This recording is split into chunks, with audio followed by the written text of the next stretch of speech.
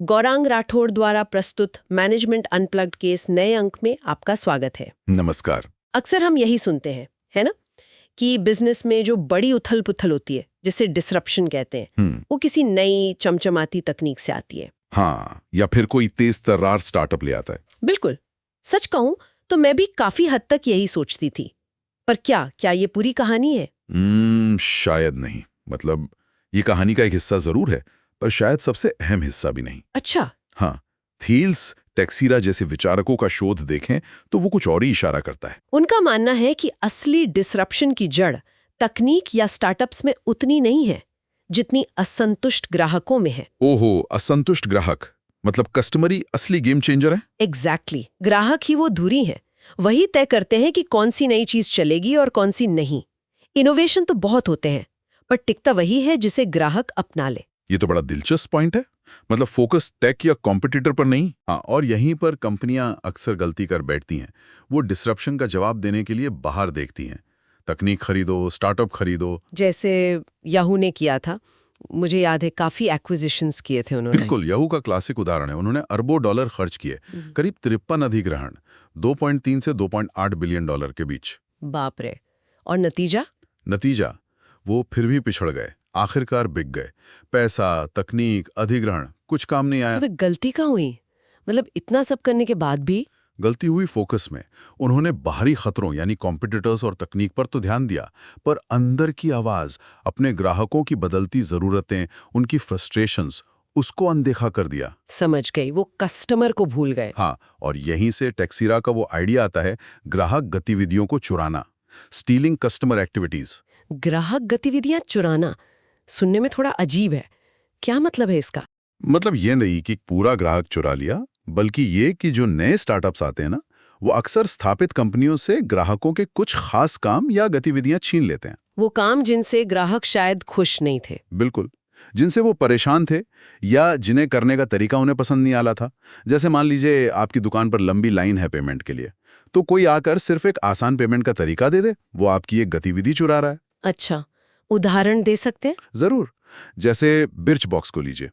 उसने सेफोरा जैसी बड़ी ब्यूटी कंपनियों से क्या लिया? सिर्फ सैम्पलिंग वाली एक्टिविटी।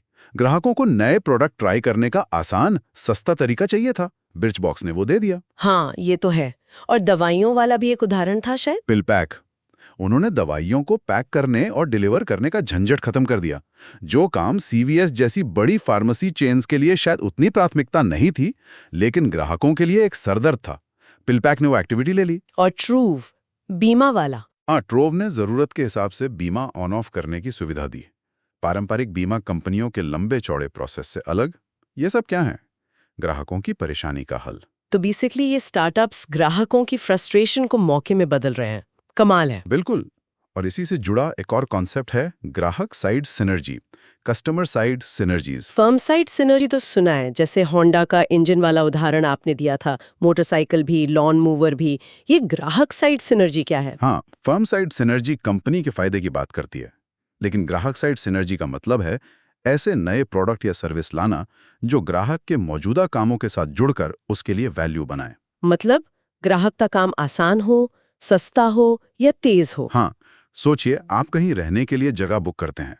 अब अगर वही प्लेटफॉर्म आपको घूमने फिरने की प्लानिंग और लोकल एक्सपीरियंस भी बुक करने में मदद करे, तो ये आपके लिए सिनर्जी हुई।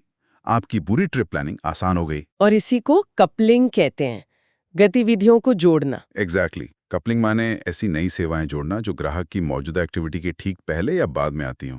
एयरबीएनबी ने यही किया, होम शेयरिंग से शुरू किया, फिर ट्रिप्स और एक्सपीरियंस जोड़ दिए। ग्राहक की पूरी यात्रा को कवर कर लिया। हाँ, और अलीबाबा, वो तो इसका मास्टर क्लास उदाहरण है। अलीबाबा का सफर तो वाकई कमाल है। B2B से शुरू करके कहाँ तक पहुँच गए? बिल्कुल। उन्होंने ग्राहक मूल्य श्रृंखला मतलब कस्टमर वैल्यू चेन को बहुत बारीकी से समझा। B2B मार्केटप्लेस से शुरू किया, फिर देखा ग्राहकों को आपस में खरीदना बेचना है C2C, तो टाओबाओ लाए। फिर पेमेंट की दिक्कत आई होगी। हाँ, तो एलीपे, और मैसेजिंग के लिए एलीवोंगवोंग आया। फिर कंटेंट, फिर B2C रिटेल, टीमॉल, फिर cloud computing, logistics, search, OS, यहाँ तक कि स्मार्टफोन। ये सब अलग अलग इंडस्ट्रीज हैं। इंडस्ट्री अलग है, पर फोकस एक था, ग्राहक की अगली जरूरत क्या है। उनका विकास इंडस्ट्री के लॉजिक से नहीं, ग्राहक के लॉजिक से हुआ। हर कदम ग्राहक साइड सिनर्जी पर आधारित था। लेकिन इतनी अलग-अलग चीजें करने के लिए स्किल्स भी तो चाहिए होती होंगी। वो कहाँ से लाती हैं कंपनियां? बिल्कुल सही सवाल। हर कंपनी के पास हर स्किल नहीं होती। इसीलिए टेक्सेरा एक फ्रेमवर्क, एक टेबल एक्सरसाइज सुझाते हैं। टेबल एक्सरसाइज कैसी? जब भी किसी नए क्षेत्र में जाना हो तो पहले पूछें 1. इसके लिए क्या स्किल्स चाहिए? 2. क्या वो हमारे पास हैं? 3.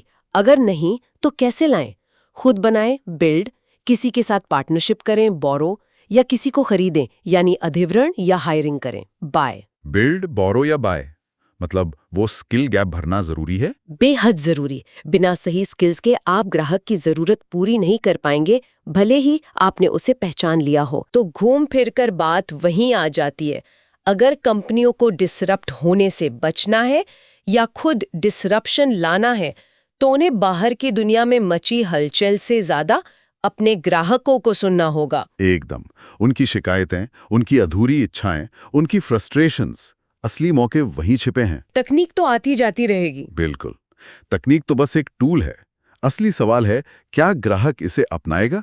एयरबीएनबी बनाम फोर सीजन्स, अलीबाबा बनाम वॉलमार्ट, नेटफ्लिक्स बनाम कॉमकास्ट, हर केस में देखिए, कहानी का हीरो बदलता हुआ ग्राहक व्यवहार ही है। स्थापित कंपनियां शायद अपने मौजूदा मॉडल में इतनी फंस जाती हैं कि ये बदलाव देख ही नहीं पाती। अक्सर यही होता है।